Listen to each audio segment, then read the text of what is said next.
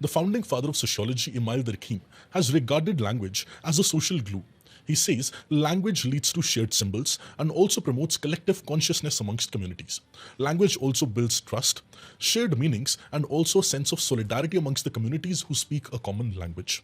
Now, other than that, an American linguist, Joshua Fishman, he says that language is deeply tied to ethnic identity of humans, and losing one's language feels like losing a part of their own soul, or also losing one's cultural identity. Which is why losing language for an individual might lead to a lot of ethnic tensions, linguistic protests, ethnic nationalism, and also several protest movements. हमें मराठी बोलना नहीं आता तो क्या हुआ? कान फट इथंच बसणार. हिंदी बोलेंगे. मराठीत बोला. नाव सांगून दे ना दादा. हाँ, डाल सोशल मीडिया पे डालो. नहीं, नाव सांगून दे तुझं. ये कोई गलत तरीका है तुम्हारा? नाव सांगून दे ना. ये बात मैं स्पष्ट रूप से कहता हूँ, महाराष्ट्र में मराठी के लिए आग्रह करना कोई गलत बात नहीं है. हिंदी का खिलाफ Hindi, we are not against Hindi, we are against the imposition of Hindi. Which is why language in India is a very sensitive issue.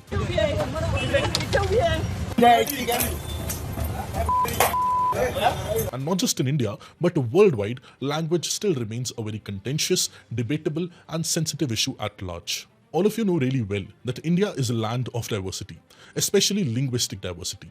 There are around 19,500 mother tongues in our country and around 121 languages that are spoken by 10,000 people or more according to Census 2011. In every few kilometers, the way we speak a language and the dialect also changes in our country. Now, a country where such vast differences and vast diversity in relation to language is seen, how language can be a common unit of identity. Other than that, not being a common unit, rather than being a common unit, it acts as a divisive unit to a very great extent. So many researchers in many of the countries around the world calls language as a uniting factor. But in India, we have seen the opposite. Rather than being a united factor or uniting factor, language has served to be a divisive factor in our country. Whether it be due to politicization of language, whether it be due to ethnic tensions fueled by language, or linguistic organization of states in our country, language still in 2025 remains a major issue in India. And yes, all of you guessed it correctly, today we are going to discuss on the language debate in India. Whether it be the issue of three-language formula in Tamil Nadu, or whether it be the issue of what would be the official language and the national language of the country, all these issues are surrounding the language debate in India. Now, recently, a video got viral on social media on July of 2025, where a few people belonging to a local political party were seen assaulting a person, a shopkeeper, who could not speak Marathi, the local language of Maharashtra. Now, because the person was not able to speak Marathi, he was assaulted, he was beaten in public space on a road. And this is not the first time where Marathi versus non-Marathi speaker issue is going on in Maharashtra. Numerous number of times, whether it be in relation to delivery people who are delivering orders for people in Maharashtra. क्यों? मराठीत नाही येत नाही इथे. पण क्यों? जबरदस्ती मराठी बोलने का. पण क्यों? Whether it be service people, whether it be bank employees or different other people in Maharashtra, and not just in Maharashtra, in Karnataka, in Tamil Nadu, in Delhi itself, language has been at the forefront, and language debate and language as an issue is what divides the people rather than uniting them. Now, this recent incident in Maharashtra has sparked a nationwide outrage, where a lot of Marathi speaking people, they are targeting non-Marathi speaking people and telling them that if you have to live in Maharashtra, you have to know and speak Marathi. Other than that, the people who do not speak Marathi and are living in Maharashtra, they are saying that it is our country, we can live wherever we want, we can speak whatever language we want, you are no one to impose a language on us. Now, in the center of this debate, language is a very, very prominent issue. So the language issue of India, historical antecedents, historical background of language issue in our country, the State Reorganization Act of our country, which was in relation to linguistic preferences, and overall language debates in our country since independence till now, we'll be trying to cover in this particular session. Hello, my name is Preetpal Singh and you're watching Perspective.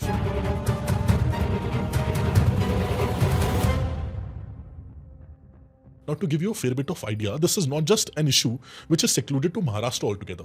This is an issue which can be seen in different other parts of our country as well. Especially in the National Capital Territory, Delhi as well, this issue was seen. In Karnataka also this issue was seen. In Tamil Nadu also this issue was seen. This issue could be seen in northeastern part of our country as well. But the question which we should ask ourselves is, why language has become a divisive tool, a politicized tool in the hands of politicians in our country? And why only common people are targeted? Why not rich people are targeted? Why not affluent peoples or who are in the high lines of the political class? Why are they not targeted? And why are common people, the rickshaw walas, the thele walas, the people who are regular shopkeepers who are earning their livelihood, doing hard work on the streets, why are they targeted? And why not the upper class? Now, to understand this, we have to go back to the year 1951 and see how India of 1951 looked like.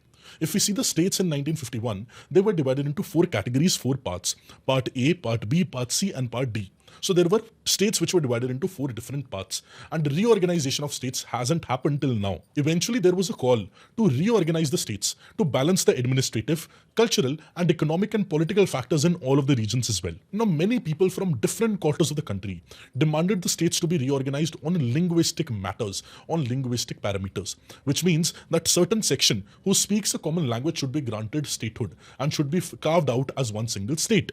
So the reorganization, usually in the world also we have seen, often takes place on account of cultural similarities and linguistic similarities as well.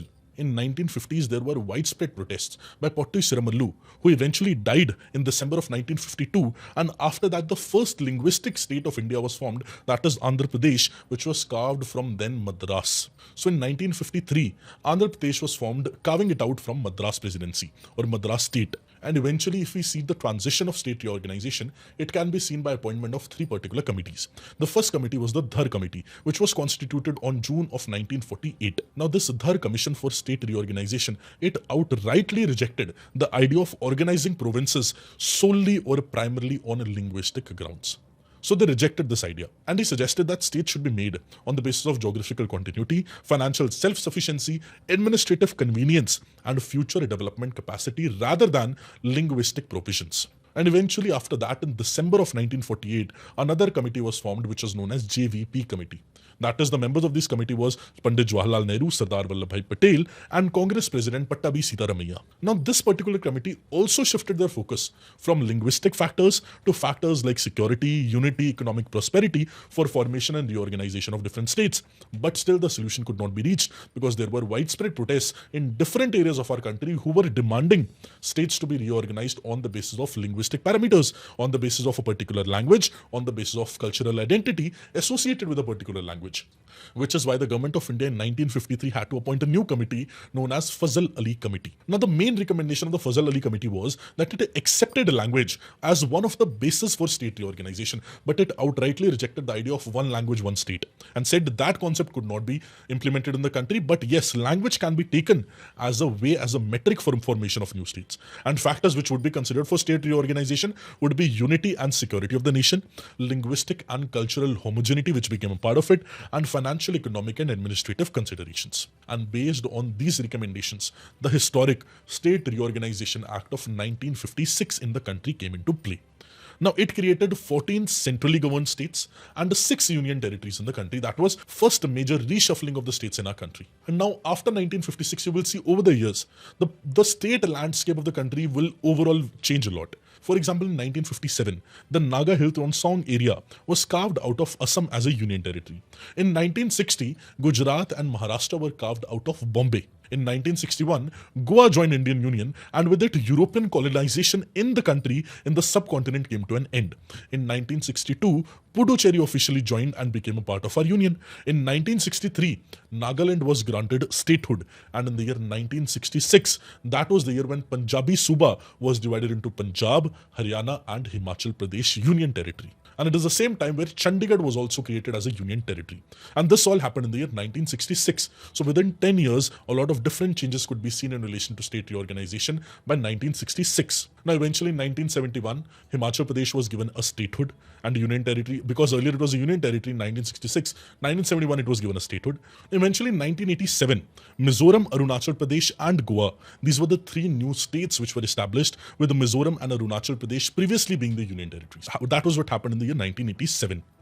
And in the year 2000, another massive change happened. That is, the states of Chhattisgarh, Uttarakhand, and Jharkhand were formed after dividing the territories of Madhya Pradesh, Uttar Pradesh, and Bihar, respectively. So from MP, Chhattisgarh came into play. From UP, Uttarakhand came into place. And from Bihar, Jharkhand came into place. And 3 new states were formed. And in 2014, the latest state, Telangana, was formed and carved out of Andhra Pradesh. And it became the then 29th state of India.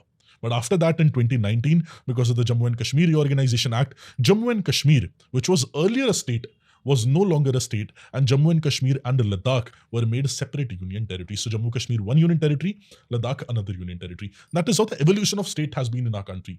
And much of this was on the basis of linguistic concerns, which means on the basis of language-based considerations. Now, if you ask constitutionally, where language issue is placed in our country, language as a topic is covered in variety of provisions in our constitution. Let us see some of the provisions. See, first of all, the official language framework of our country is included in Part 17 of our Indian Constitution.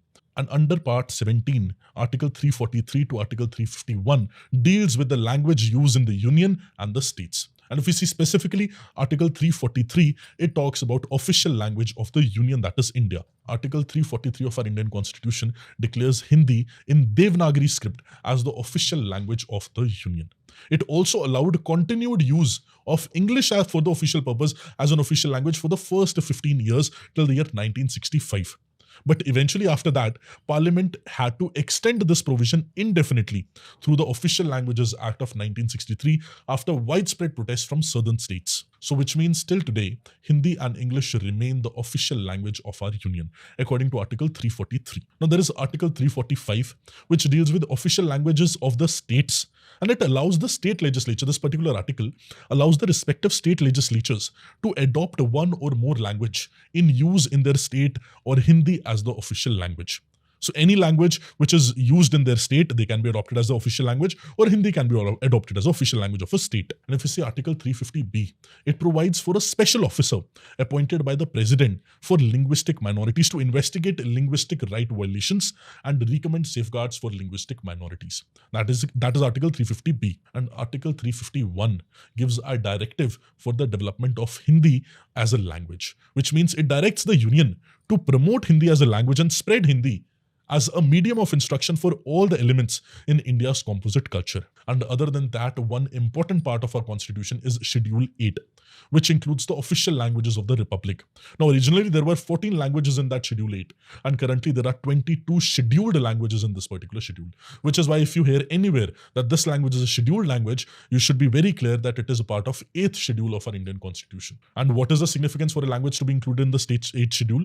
See, first of all, the language can be used as a medium of instruction or a medium of language in competitive examinations like UPSC or SSCs. Plus, it can be used in parliamentary proceedings or other official government communications as well. So, official recognition of that language is given by the government under 8th schedule of our constitution. Now, when this official language of India was to be decided, there were heated debates in the Constituent Assembly as well.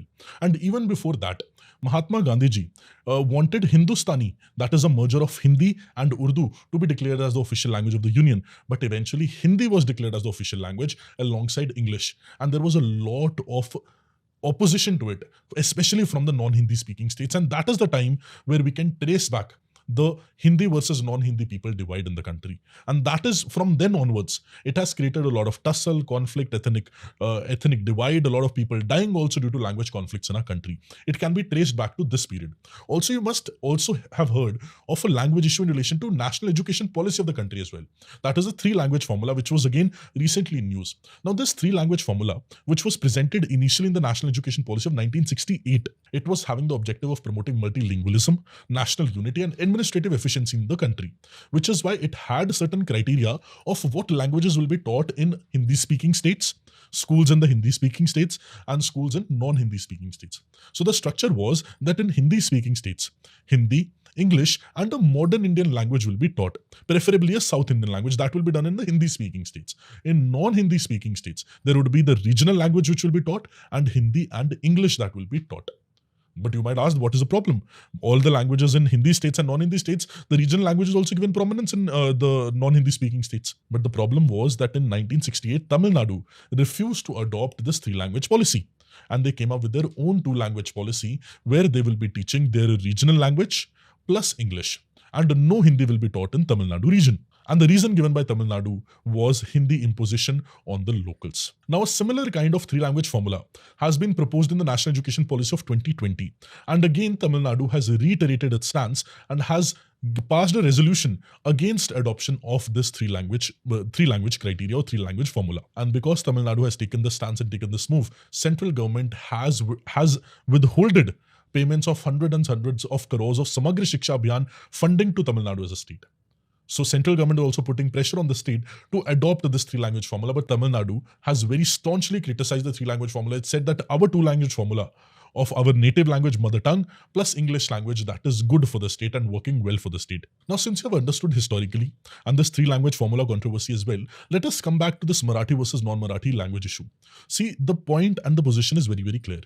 Language as a medium of instruction or language as a cultural element should be an element which should unite people, and it does. It unites a small number of people, but it alienates also certain number of people from other masses if there is language exclusion. But if any of the community feels that the language of their community, which is a symbol and indicator of that community, if that is at threat, they would definitely retaliate. And it will lead to violence, it will lead to ethnic clashes, which is not the solution over here. See, we have to clearly understand that India is such a diverse country. Linguistically, ethnically, religiously, a lot of different bases. India is a very diverse country.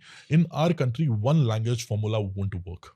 One language won't be a uniting factor in our country. It would be a divisive factor in our country rather than being a uniting factor. Although one more thing which we have to know is that Article 19 of our Indian Constitution gives us the right to freedom and right to reside and move in any part of the country. Now, if a person is given the right explicitly, it's a fundamental right of an individual to freely reside and move in any part of the country. If that person does not know the local language, would that person be hurted? Would that person be humiliated? Or would that person be insulted because they do not know the native language? Should that be done in any civil society? The answer is no.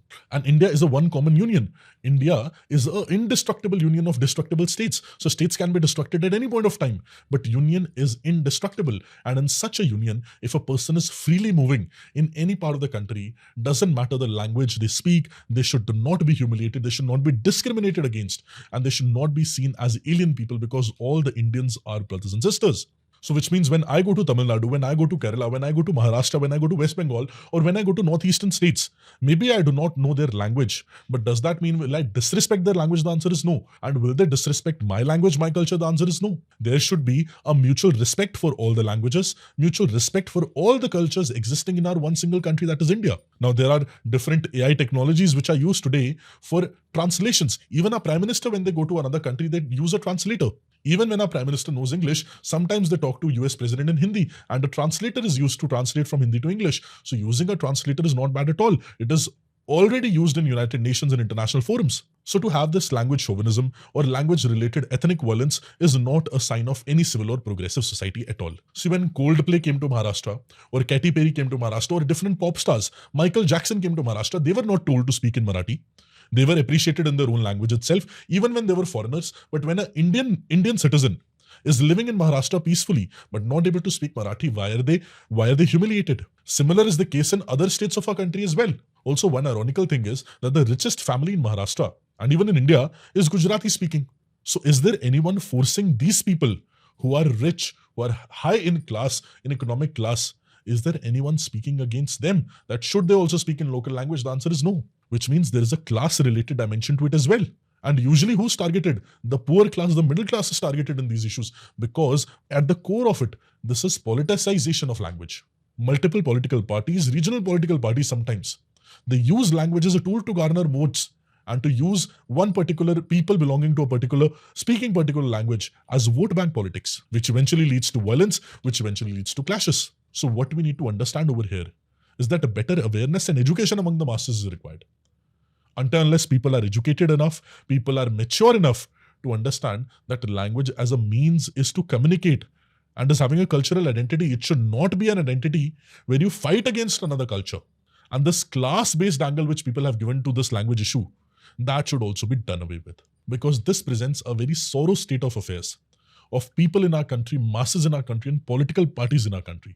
And until unless we are able to clear this mess out, and we are able to remedify these situations, such kind of clashes, protests in our country will continue to happen, and it might take a bigger picture, a bigger fire-like situation as well. It should not happen, and to ensure that political will, proper education, awareness of the masses, and maturity amongst the people is what is required. I hope you gained a new perspective from the session. All the very best and have a beautiful day. Do let me know what are your views surrounding this issue in the comment section. I'll be happy to read them. All the best. Have a nice day. Thank you.